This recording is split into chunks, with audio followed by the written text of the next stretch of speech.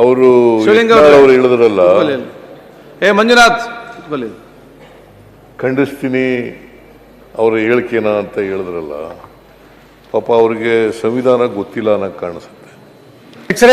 Supreme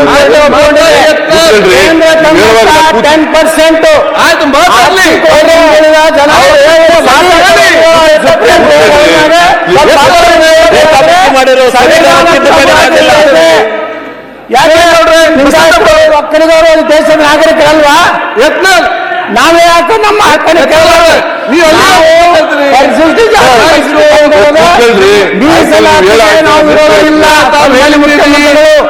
ನೀವು ವಸಂತ ಯಾಕೆ ಮಾತಾಡುವುದಿಲ್ಲ ಇವತ್ತು?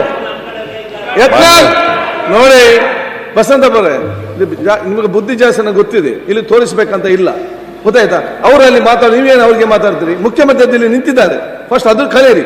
ಮುಖ್ಯಮಂತ್ರಿ ನಿಂತಾಗ ಯಾರು ಹೇಳ್ಬಾರ್ದು ಅಂತೇಳಿ ಅವ್ರು ಹೇಳ್ತಾರೆ, ಅದಕ್ಕೆ ಮುಖ್ಯಮಂತ್ರಿ ಇದ್ದಾರೆ, ಅದನ್ನು ಹೇಳ್ತಾರೆ ಅವ್ರಿಗೆ. ನೀವು ಸರಿ ಇದ್ರಲ್ಲ, ಅದನ್ನೊಂದು ಸರಿ ಮಾಡುದು. ಎತ್ತಲವ್ರೆ ನೀವೆಲ್ಲ ವಿಚಾರ ಎಲ್ಲ ಹೇಳಿದ್ರಿ, ಮುಖ್ಯ ಅದಕ್ಕೆ ಕ್ಲಾಸ್ ಅದಕ್ಕೆ ಯಾಕೆ ಎದ್ದು ಮಾತಾಡಿದ್ರಿ ಮಧ್ಯದಲ್ಲಿ? ಮಾನ್ಯ ಅಧ್ಯಕ್ಷರೇ, ಯತ್ನಾಳ್ ಅವರಿಗೆ ಇವರು ಹಿರಿಯ ಶಾಸಕರು, ಆಮೇಲೆ ಕೇಂದ್ರದಲ್ಲಿ ಮಂತ್ರಿ ಆಗಿದ್ದವರು, ನಾನು ಸಂವಿಧಾನ ಗೊತ್ತಿದೆ ಅಂತ ಅನ್ಕೊಂಡಿದ್ದೀನಿ. ನಾನು ಅವ್ರಿಗೆ ಆರ್ಟಿಕಲ್ ತಾಳ್ರಿ ಕೂತ್ಕೊಳ್ರಿ, ಗೊತ್ತಿದೆ ಅದು. ಆರ್ಟಿಕಲ್ 15-16 ಓದ್ರಿ, ಸ್ವಲ್ಪ ಆರ್ಟಿಕಲ್ 15-16 ಓದ್ರಿ. ಮುಖ್ಯಮಂತ್ರಿಗಳೇ, ಮತ್ತೆ ಸುಪ್ರೀಂ ಕೋರ್ಟ್ ಹೆಂಗ ಮಾತಾಡಿ ಮುಗಿಸ್ಲಿ. ಸುಪ್ರೀಂ ಕೋರ್ಟ್ ನಡೆಯುವುದು ಭಾರತದ ಸಂವಿಧಾನದ ಮೇಲೆ. ನೀವು ಸುಮ್ಮನೆ ಕೂತ್ಕೊಳ್ಳೋ, ಮಾತಾಡಿ ಮುಗಿಸ್ಲಿ. ನೀವು ಒಬ್ರಿಗೇನೆ ಮಾತಾಡೋದು ಬರೋದು? ಪ್ಲೀಸ್ ಮಾತಾಡೋದು ಬರಲ್ವಾ? ಅಲ್ಲ, ಸಿಎಂ ಸಬ್ ಕ್ಲಾಸ್ 4 ಓದಿದ್ರು ಸಾಕು. ಆರ್ಟಿಕಲ್ 15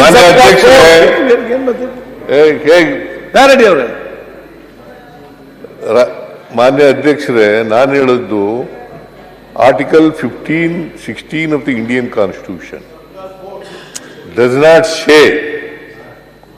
ನಾಟ್ ಸೇ ಬಹಳ ಸ್ಪಷ್ಟವಾಗಿದೆ ಕಾನೂನಿನಲ್ಲಿ.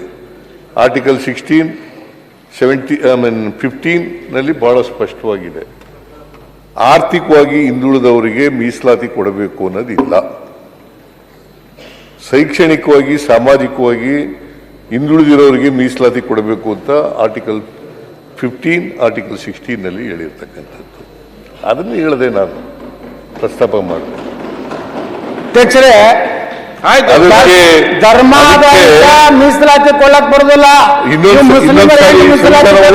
ಪ್ರಶ್ನೆ ಮಾಡ್ತೇನೆ, ಧರ್ಮ ಆಧಾರಿತ ಮೀಸಲಾತಿ ಕೊಡಲಿಕ್ಕೆ ಸಂವಿಧಾನದಲ್ಲಿ ಅವಕಾಶ ಇಲ್ಲ.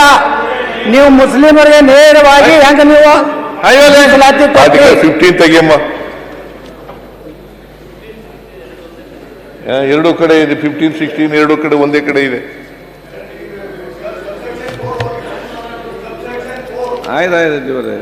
ಇಲ್ಲಮ್ಮ,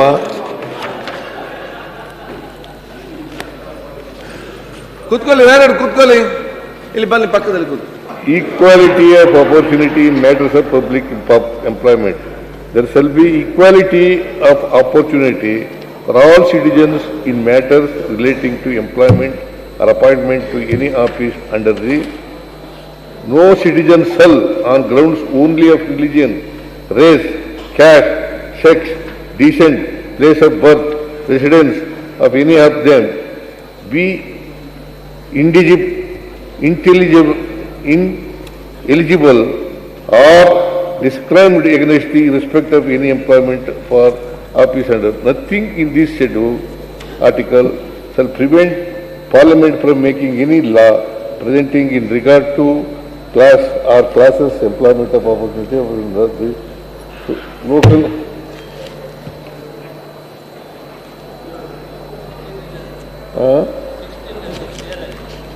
+4 15 ಇಲ್ಲಿ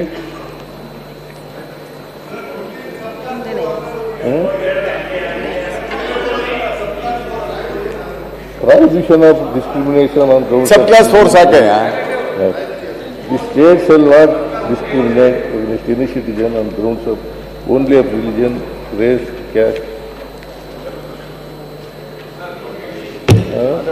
ಅಧ್ಯಕ್ಷರೇ, ಮುಖ್ಯಮಂತ್ರಿಗಳು ಗೊಂದಲಕ್ಕೆ ಬಿದ್ದಾರೆ.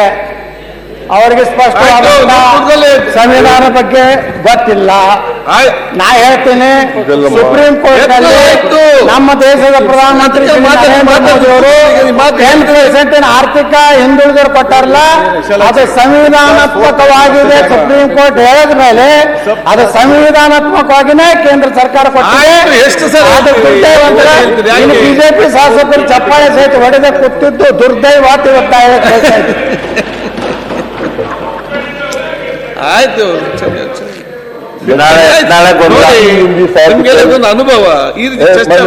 ಮಾನ್ಯ ಅಧ್ಯಕ್ಷರೇ, nothing in this article shall prevent the state from making any provision for reservation in matters of promotion or consequential authority, seniority or any class or classes of force or under the state in favor of scheduled caste and scheduled tribe, in which opinion of state are not adequately represented in the services. Nothing in this article shall prevent the state from considering any ಅದಕ್ಕೆ ಅಧ್ಯಕ್ಷರೇ, ಮುಖ್ಯಮಂತ್ರಿಗಳೇ ಗೊಂದಲಕ್ಕೆ ಹಾಕಿದ್ದಾರೆ. ಆದ್ರೆ ಪಾಪ ಬಿಜೆಪಿಯವರು ಗಪ್ಪ ಬಾಯಿ ಬಚ್ಕೊಂಡು ಕೂತಾರೆ ಬೆನ್ನು ತಿನ್ಕೋತ. as a separate class and so and so. ಎಲ್ಲಿ ಇದು ಎಲ್ಲಿ ಇಲ್ವಲ್ಲ? ಅದು ಇಲ್ಲಾರ್ದು ಇಲ್ಲೇ ಇಲ್ಲ, ಇದ್ದದ್ದು ಇದ್ದೇ ಇದೆ, ಇಲ್ಲಾರ್ದು ಇಲ್ಲೇ ಇಲ್ಲ. ಸುಪ್ರೀಂ ಕೋರ್ಟ್ ಹೇಳಿದಾಗ ಫೈನಲ್ ಅದೇ ನಮ್ಮ ಸಂವಿಧಾನ ಎತ್ತು ಹಿಡಿದಿದ್ದಾರೆ. ಇವತ್ತು ಬ್ರಾಹ್ಮಣರು, ಒಕ್ಕಲಿಗರು, ಕ್ಷತ್ರಿಯರು, ರೆಡ್ಡಿಗಳು ಎಲ್ಲರಿಗೂ ಮೀಸಲಾತಿ ಬೇಕೇ ಬೇಕು. ನಾವು ಈ ದೇಶದ ಪ್ರಜೆಗಳಿದ್ದೀವಿ, ನಾವು ದೇಶ ಭಕ್ತರಿದ್ದೀವಿ, ದೇಶ ವಿರೋಧಿಗಳಲ್ಲ, ನಾವು ದೇಶದ ವಿರುದ್ಧ ಕೆಲಸ ಮಾಡೋದಲ್ಲ, ನಾವು ಪಾಕಿಸ್ತಾನ ಮಾತಾಡ್ಬೇಡವಾ? ಮಾನ್ಯ ಅಧ್ಯಕ್ಷರ ಮುಖ್ಯಮಂತ್ರಿಗಳ ಹೇಳ್ತಾರೆ ತಕಬಂದು ಹೊಸ್ತಾ ಸೇರಿಸಿದ್ರು. ಎಕನಾಮಿಕಲಿ ವೀಕರ್ ಸೆಕ್ಷನ್ಸ್ ಅನ್ನೋದನ್ನ ಹೊಸ್ತಾ ಸೇರಿಸಿದ್ರು. ಮೊದಲು ಕಾನ್ಸ್ಟಿಟ್ಯೂಷನ್ ಅಲ್ಲಿ ಇರಲಿಲ್ಲ. ಇಲ್ಲ, ಹೊಸದಾಗಿ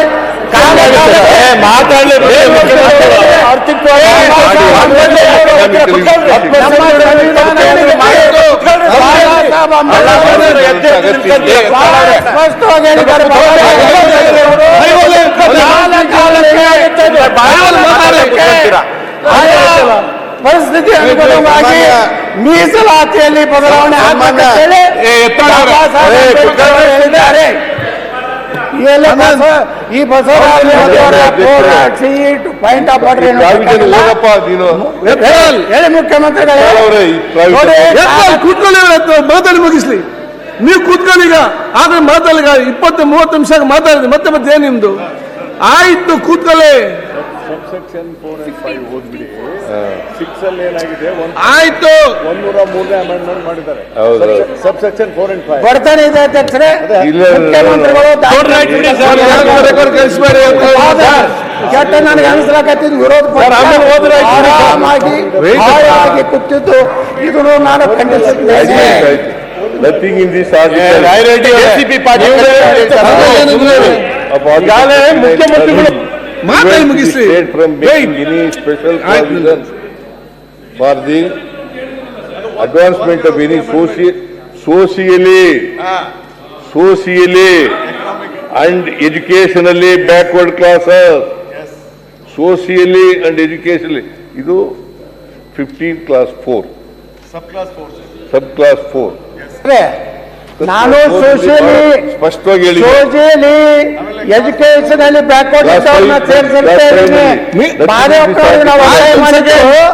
ಸೋಷಿಯಲಿ ಎಜುಕೇಶನ್ ಆದ್ರೆ ಮುಖ್ಯಮಂತ್ರಿಗಳು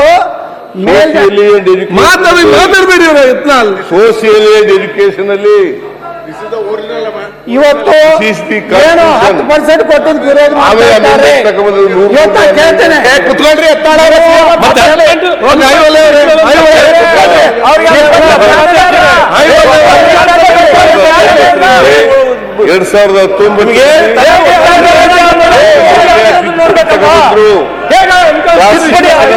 2019 Original constitution ಮುಖ್ಯಮಂತ್ರಿಗಳು ಇವರೆಲ್ಲ Scientifically ಅಂತ ಇದೆಯೇ ಹೊರತು ಎಕನಾಮಿಕಲಿ ಅನ್ನೋ ಪದ ಇಲ್ಲ.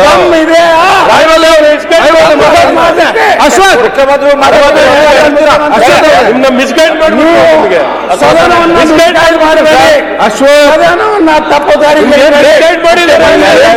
ಕೇಳ್ರಿ ಪೇಷನ್ಸ್ ಅಲ್ಲಿ ಅಶ್ವಥ್ ನಿಮ್ಗೆ ಅವ್ರು ಹೇಳ್ತಾರೆ ಕೇಳ್ರಿ ಮುಖ್ಯಮಂತ್ರಿಗಳು. ಸಾಕು ನಿಮ್ಗೆ ಅಧ್ಯಕ್ಷ ಅವರೇ ಕೇಳ್ರಿ ಅಶೋಕ್ ಅವರೇ ದಯವಿಟ್ಟು ಅಶೋಕ್ ಅವರೇ ದಯವಿಟ್ಟು ಸರ್ ಅಧ್ಯಕ್ಷರೇ ಪ್ಲೀಸ್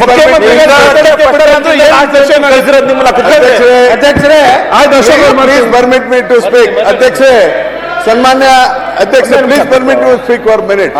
ಅಧ್ಯಕ್ಷರೇ ಮಾನ್ಯ ಮುಖ್ಯಮಂತ್ರಿಗಳು ಸ್ಪಷ್ಟಪಡಿಸಿದ್ದಾರೆ ನಮ್ಮ ಸಂವಿಧಾನದ ಆರ್ಟಿಕಲ್ 15 ನೋಡಿ ಎಲ್ಲ ಯಂಗ್ಸ್ಟರ್ಸ್ ತಾವೆಲ್ಲ ಇದ್ದೀರಿ, ಇದು ದಿಸ್ ಇಸ್ ನಿಮ್ಗೆಲ್ಲದೊಂದು ಅನುಭವ. ಆ ಕಡೆ ಈ ಕಡೆ ಚರ್ಚೆ ಮಾಡ್ತಾ ಇರುವಾಗ ಇದೆಲ್ಲ ಚಾನ್ಸ್ ಯಾವಾಗ ನಿಮಗೆ ಸಿಕ್ಕುದಿಲ್ಲ. It's an practical experience. ನೀವು ಅದಕ್ಕೆ ಹಾಕಿದ್ರೆ ನೀವು ಅದನ್ನು ಕರೆಕ್ಟಾಗಿ ಕೇಳಿ, ದಟ್ ಇಸ್ ನಾಟ್ ಡಿಸ್ಟರ್ಬ್. ಆದರೆ ಯಾರು ಮಾತಾಡಬೇಕು ಕರೆಕ್ಟಾಗಿ ಪಾಯಿಂಟ್ ಟು ಪಾಯಿಂಟ್ ಮಾತಾಡುವಾಗ ಇದೆಲ್ಲರಿಗೂ ಕೂಡ ಒಂದು ದೊಡ್ಡ ಮಟ್ಟದ ಪಾಠ ನಿಮಗೆ ಒಂದು ಅನುಭವ ಸಿಕ್ಕಿದಂಗೆ ಆಗ್ತದೆ. ಅಧ್ಯಕ್ಷರೇ ನಾನು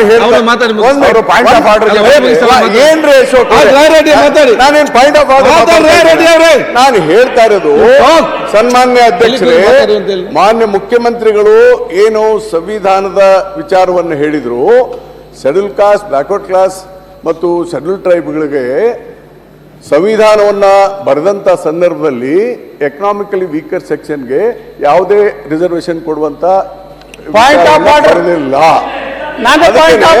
ಅದಕ್ಕೆ ಅಧ್ಯಕ್ಷರೇ ಆರ್ಟಿಕಲ್ 15 ಸಬ್ ಕ್ಲಾಸ್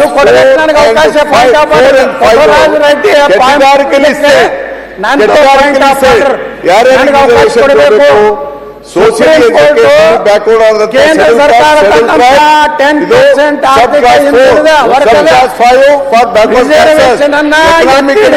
ಸೆಕ್ಷನ್ಗೆ ಇರಲಿಲ್ಲ. ಸಬ್ ಕ್ಲಾಸ್ ಆರ್ ತಂದು ಅದಕ್ಕೆ ಸಂವಿಧಾನದ ತಿದ್ದುಪಡಿಯನ್ನು ಯಾವ ಮಾಡಿದ್ರು 2019 ಸಂವಿಧಾನದ 103 ತಿದ್ದುಪಡಿಯನ್ನ ತಂದು ಎಕನಾಮಿಕಲಿ ವೀಕರ್ ಸೆಕ್ಷನ್ಗೆ 10% ತಂದಿದ್ದಾರೆ.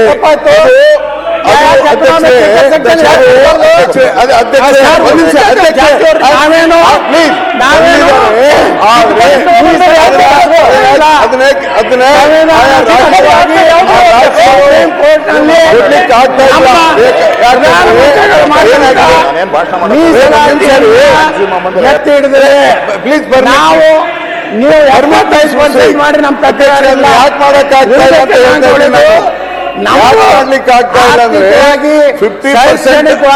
ರಿಸರ್ವೇಶನ್ ನ್ಯಾಯ ಸಿಗಬೇಕು. ನಾವಿರೋದು ಬಿಡಲ್ಲ, ಕೊಟ್ಟು ಮಾಡ್ಕೇವ ಮೊದ್ಲು. ಆಯ್ತು, ಈಗ ಅಶೋಕ್ ಅವರು ಹಿಂಗಾಗಿ ಅಧ್ಯಕ್ಷರೇ ಮುಖ್ಯಮಂತ್ರಿಗಳು ಹೇಳಿದ್ ಸರಿ ಹೇಳಿದ್ರಲ್ಲ. ಸಬ್ಸೆಕ್ಷನ್ 4-5 ಸಬ್ಸೆಕ್ಷನ್ 6 ಅಲ್ಲಿ ಅಮೆಂಡ್ಮೆಂಟ್ ತಂದಿದ್ರಿ. It's a latest stage. ಆದ್ರೆ ಅಧ್ಯಕ್ಷರೇ 50% ಇಂತ ಹೆಚ್ಚು ರಿಸರ್ವೇಶನ್ ಕೊಡುವಂತ ನಮ್ಮ ರಾಜ್ಯದಲ್ಲಿ ಸಾಧ್ಯ ಆಗ್ತಾ ಇಲ್ಲ. ಅದಕ್ಕಾಗಿ ನಮ್ಮ ಮುಖ್ಯಮಂತ್ರಿಗಳು 55% ರಿಸರ್ವೇಶನ್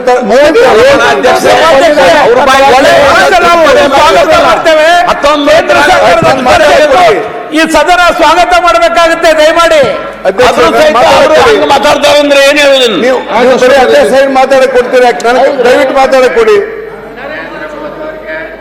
ಈ ಸದನ ಅಭಿನಂದನೆ ಬಿಜೆಪಿ ಚಪ್ಪಾಳೆ ಹೊಡೆದಿದೆ. ಪ್ರತಿಪಕ್ಷ ಮಾತಾಡ್ತೀರಾ? ಯಾಕೆ ಹಾಗೆ ಮಾತಾಡ್ತೀರಿ? ನಿಮ್ಗೆ ಲಾಸ್ಟ್ ಸನ್ಮಾನ್ಯ